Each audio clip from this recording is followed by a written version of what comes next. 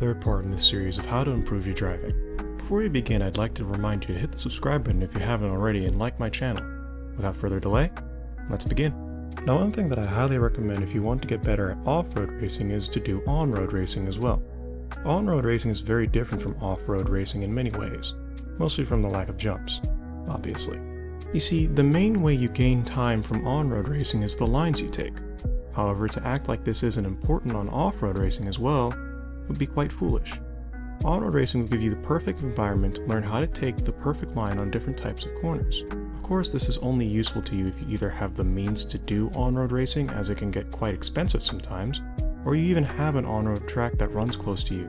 The closest one to me is more than 3 hours away, all the way up in Tennessee. Now, if you're willing to take that drive, go ahead, but I'm certainly not. At least not alone. Then again, this is probably due to me living in the South. If you don't want to spend stupid amounts of money, or you simply don't think you have the reaction time to handle pan car speeds, try a 21.5 touring car or really any Tamiya class, preferably a mini class, even more preferably a rear-wheel drive mini class. These are slow enough classes for you to be able to focus more on the lines you take and how you drive as a whole. Something I noticed coming over from on-road to off-road is that on-road racing at a club level seems to be, for lack of a better term, cleaner. There's less collisions, and in general, people tend to be better at driving. Now, this is down to several reasons, but I do think it's mostly because on-road racers have more time to focus on their lines rather than having to worry about jumps and general track imperfections. Moral of the story: if you have the means, give on-road racing a try. It very well may make you a better driver. I know it did for me. Weight transfer is one of the most important subjects to have knowledge of when it comes to not just RC racing, but racing in general. I've tried for a few minutes to find a segue into explaining exactly how it works, but I couldn't, so here's the basics. I'm going to use this water bottle as a stand-in for an actual animation. When you accelerate, all of the car's weight will shift rearward. This will grant you more rear traction as there's more weight in the rear pressing down on the tires.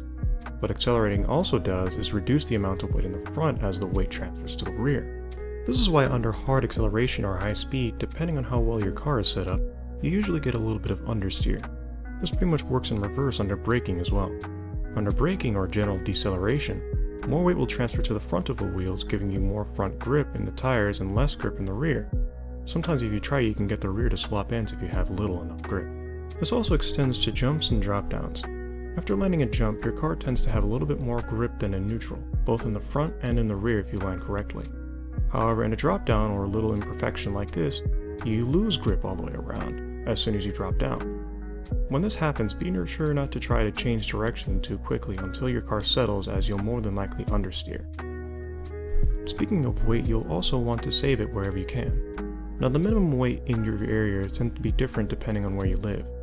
Here in America, the minimum weight is usually 1,500 grams, whereas most places in Europe, to my knowledge, either don't have a weight limit or have a weight limit of 1,450 grams for two-wheel drive buggy.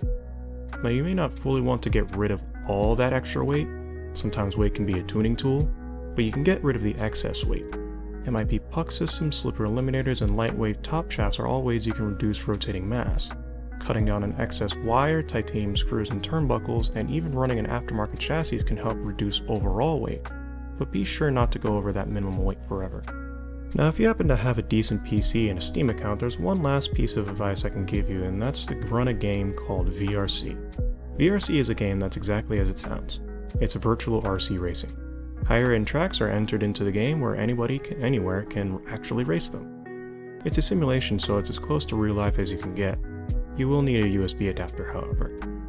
You can generally find them on eBay or on AMain, depending on what kind of controller you have. I know Spectrum makes a direct USB receiver, though I'm not 100% sure what other companies like Futaba and FlySky do, though I'm pretty sure most of them will have some kind of system where you can hook them up to a PC. VRC will give you as close to real-life driving as possible, and there's no better teacher than first-hand experience. It will also allow you to drive as hard as you can without any real consequence. I mean, yeah, it's a simulation and things can break, but they won't cost you anything other than your pride, and maybe a ban if you crash into people on purpose. Those are some tips on how to improve your driving. If you liked the video and want to see more, click the like button and subscribe to the channel. I think you know what my next video will be, so I'll see you on the next one. See you later.